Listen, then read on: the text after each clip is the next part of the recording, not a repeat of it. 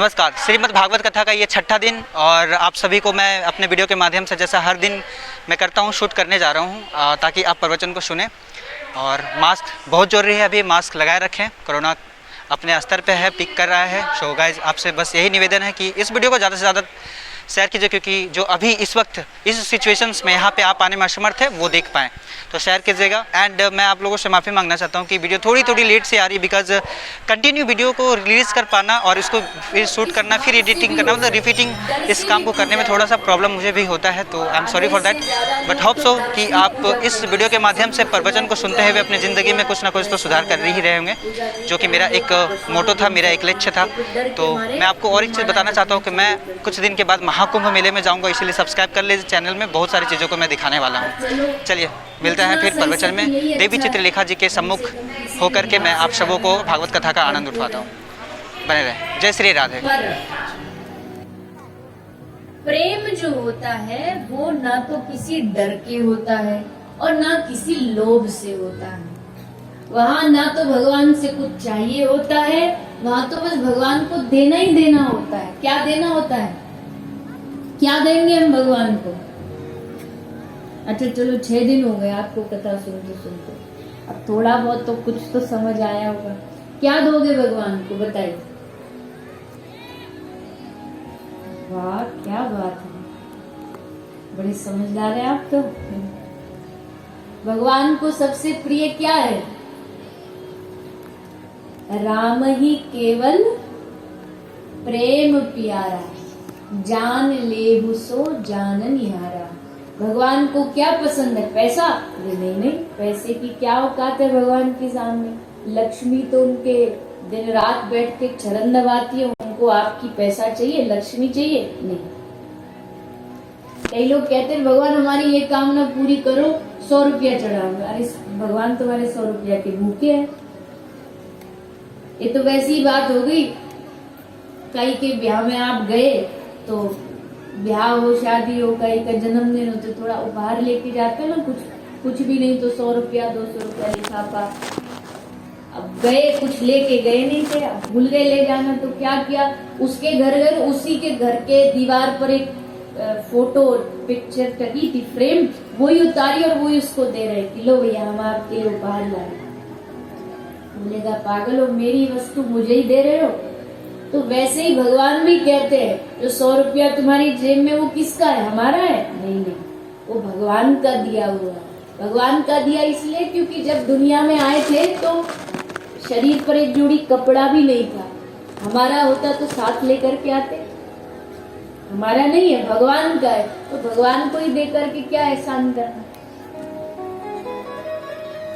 तो ये जो मन्नत वाले जो होते हैं ना कि हम ये मन्नत मांगे भगवान देवी देवता हमारी ये इच्छा पूरी कर दे फिर हम ये कर देंगे, वो बड़े स्वार्थी होते हैं। देवी मैया हमारा ये काम पूरा कर दो, फिर देखो हम आपके लिए एक नवरात्रि आती है ना तब भजन गाते हैं, आपने सुना होगा पटन में, माँ मुराद पूरी कर दे हलवा बांटूंगी।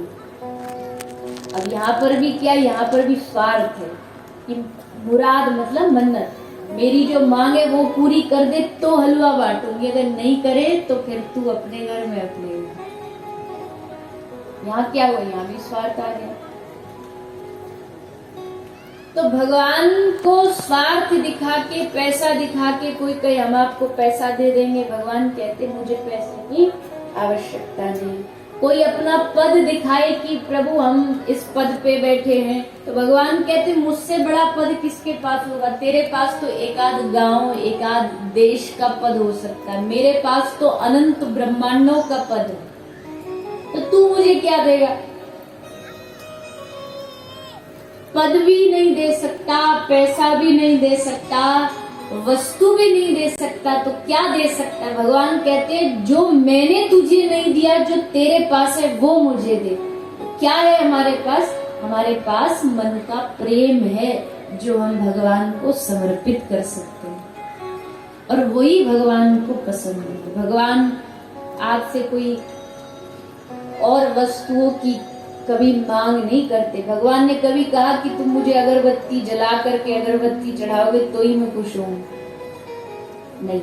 भगवान कहते तू कुछ भी मत कर, बस हमसे प्रेम कर, बस ये कह कि हाँ ठाकुर जी हमारे, हम ठाकुर जी के।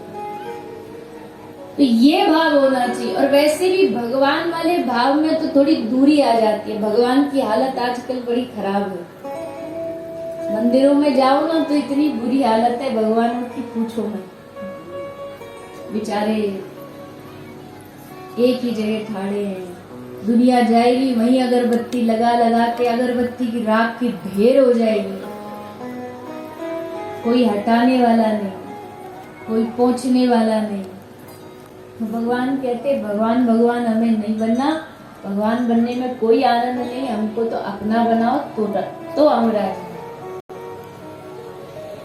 तो यहाँ पर जो भगवान श्री कृष्ण है ये अवतार लेते हैं। क्यों अवतार लिया है भगवान ने?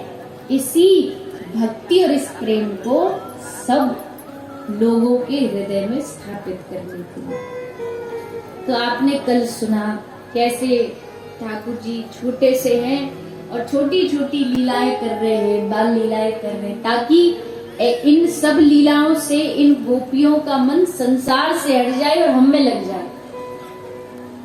ऐसी नटखट लीला करते, ऐसा उधम मचाते, पूरे ब्रज में कन्हैया का आतंक चलता था, जो कन्हैया कहते थे वही होता था। पर ऐसा ही नहीं, कन्हैया की अपनी पूरी एक मंडली थी। जो चोरी करते थे ना, माखन चोरी, ऐसी थोड़ी करते थे, पूरी अपनी सिस्टम से मंडली बनाई, समिति बनाई, समिति का नाम भी रखा चोर विद्या प्रसारण मंडल समिति। ठाकुर जी की समिति है। और समिति का काम क्या है? समिति का काम है चोरी करना, और चोरी करना सिखाना। सिखाते भी है ठाकुर जी कैसे चोरी करी जाती है। और फिर इस समिति ने ब्रज में ऐसा हल्ला मचाया, ऐसा हल्ला मचाया कि पूरी रात गोपियों को नींद नहीं आती थी। पता नहीं कब ये पहुंच जाए सारे उद्यमी और कब हल्ला मचा दे, धावा बोल दे, कुछ नहीं पता। कहते एक बार ठाकुर जी अपने ग्वाल बालों से बोले कि भैया गिल्ली डंडा खेलते खेलते बहुत दिन हो गए, अब तो ये खेल भी थोड़ा सा बोर जैसा हो गया, तो कुछ नया खेल खेलते। ग्वाल बाल बोले नया खेल कौन सा है भैया, कौन सा खेल खेलेंगे? ठाकुर जी बोले आज हवन खेलें, हवन करेंगे, यज्ञ करेंगे। सुना है यज्ञ का बड़ा फल होता है, यज्ञ से देवता राजी होते हैं, प्रसन्न होते हैं, तो आज हवन करेंगे, यज्ञ करेंगे। ग्वाल बाल बोले हवन तो करेंगे, पर ये बताओ कि हवन के लिए तो पंडित जी चाहिए, तो पंडित जी कौन है? ठाकुर जी बोले हमते बड़ो पंडित कौन हो गया ब्रज में, हमते बड़ो पंडित कोई ना ऐसा कि हमको सब कछु आवे, हम है पंडित। अच्छा से सामग्री लाएंगे? ठाकुर जी बोले सामग्री की क्या जरूरत है, एक काम करो, जंगल में इतने सूखे पत्ता पड़े, सबने इकट्ठे कर ला, यही हमारी सामग्री है। तो सारे ग्वाल बाल सूखे पत्ता इकट्ठे कर लाए और ठाकुर जी पंडित बन के बैठ गए, सारे ग्वाल बाल चारों ओर बैठ गए। अब भगवान अपनी कुछ मन में बड़बड़ा, मंत्र तो आते नहीं है, तो कुछ बोले और उसके बाद अंत में लास्ट में बस एक चीज बोले, स्वाहा। अब जैसे स्वाहा बोले तो ग्वाल वालों ने पत्ता लेके आहुति समर्पित करी, स्वाहा स्वाहा स्वाहा स्वाहा करते करते पूरा यज्ञ हो गया। अब ठाकुर जी ने कही यज्ञ हुआ, यज्ञ के बाद तो फिर ब्राह्मण को भोजन भी होना चाहिए, ब्राह्मण भोज होना चाहिए। जाओ ब्रज में जाके ढिंढोरा पीट दो कि कल नंद महल में सब ब्राह्मणों की दावत है, सबका भोजन है। ग्वाल बाल गए, बीच चौराहे पे खड़े हो, सबको न्योता है, कल नंद महल में आ जाइयो, सबको भोजन मिलेगा, खूब चकाचक माल मिलेंगे। अब ब्राह्मण देवता तो एकदम खुश हो गए। नंद महल की दावत ऐसे ही नहीं, 56 प्रकार के भोजन, और भोजन के बाद दक्षिणा भी खूब मोटी मिलती है। तो ब्राह्मण बड़े खुश हो गए कि चलो कल कुछ ब्राह्मण ने तो एक दिन पहले से ही भोजन करना बंद कर दिया कि कल ही करेंगे, और दूसरे दिन सारे ब्राह्मण देवता, सारे विप्र देवता मैया यशोदा के आंगन में पहुंच गए। आंगन में पहुंच करके बाहर दरवाजे ते हल्ला मचायो, मैया ओ यशोदा मैया देख तेरे द्वार पर ब्राह्मण देवता पधारे ने, दरवाजा खोल। यशोदा मैया आई, मैया ने दरवाजा खोलो, देखी ब्राह्मणों की पूरी जमात ठाड़ी है, इतने सारे ब्राह्मण देवता। मैया ने सबको पहले तो हाथ जोड़ के प्रणाम करी, हे विप्र देवता आप सबन को प्रणाम हो, कहो कैसे पधारे। अब जैसे मैया ने पूछी कैसे पधारे, 10-20 तो ये सुन के वहीं लुढ़क गए। देगी हमने कल से भोजन नहीं करो कि मैया के यहीं जाके खाएंगे, और मैया पूछ रही है कैसे पधारे। अरे मैया तो ना पता कैसे पधारे, मतलब तेरे लाला ने कल जाके सब जगह हल्ला मचवायो कि कल नंद महल में ब्राह्मण भोज है, तो हम तो भोजन प्रसाद पाने आए, ब्राह्मणन को इतना अपमान। अब यशोदा मैया क्या करे, मैया ते रुको एक मिनट, मैया को पहले बुला के पूछ तो लो। तो मैया ने बुलाई, कन्हैया यहाँ, तो भाग कर क्या है, हाँ मैया बता, ने तेने ब्राह्मणन को न्योतो दियो। ठाकुर जी बोले देखो मैया, हम सब ग्वाल वाले खेल खेल रहे, खेल खेलते खेलते हमारा मन करो कि आज खेल की जगह हम हवन खेलेंगे। तो मैया देखो, हवन नकली, हवन की सामग्री नकली, हवन के यजमान नकली, हवन के पंडित जी भी नकली, तो हवन को भंडारों भी नकली। अब समझो ब्राह्मण देवताओं तुम सबने गुलाब जामुन खाई, एक एक सोने को तुमको मोहर मिली, अब मनी मन भोजन पाओ और हरि गुण गाओ। अब तो ब्राह्मण देवता बड़े दुखी, याने हद कर दी, हमको भूखो रहना पड़ेगा। मैया बोली नाना ब्राह्मण देवता, मेरे द्वार पे आज तक कोई भूखो नहीं गयो, आज भी नहीं जाएगो, आप बस थोड़ो सो समय मुझको दो, मैं तुरंत सब दासी सबको लगा के अभी तुरंत भोजन बनवाऊं, सब पाना, और सबके लिए मैया ने भोजन प्रसाद बनवायो, सबने भोजन पायो, मैया ने दक्षिणा दी, प्रणाम करके तब सब विदा करी। ऐसे उद्यमी है ठाकुर जी, दिन रात कोई ना कोई उद्यम करते रहते हैं, और ब्रजवासी इस उद्यम को देख के बड़े आनंदित होते हैं। कोई क्रोधित नहीं होता, कन्हैया ने चोरी कर ली तो गुस्सा हो जाए। हाँ, गोपी बाहर से दिखाने के लिए थोड़ा दिखाती थी कि क्रोध में है, पर भीतर से बड़ी खुश होती थी कि आज कन्हैया हमारे घर आ जाए माखन चुराने, आज कन्हैया हमें दर्शन दे दे। ये ब्रज का भाव था, ये ब्रज की लीलाएं। तो श्री ठाकुर जी इन ब्रजवासियों पर ऐसे ही अपनी करुणा बरसा रहे थे।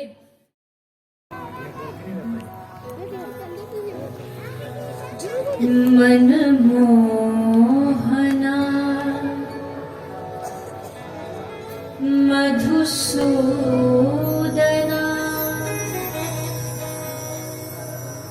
श्री बाके बिहारी लला।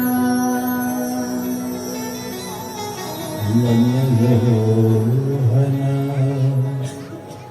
मधुसूदना मेरे बाके बिहारी लला। मन मोहना मधुसूदना श्री बाके बिहारी लला।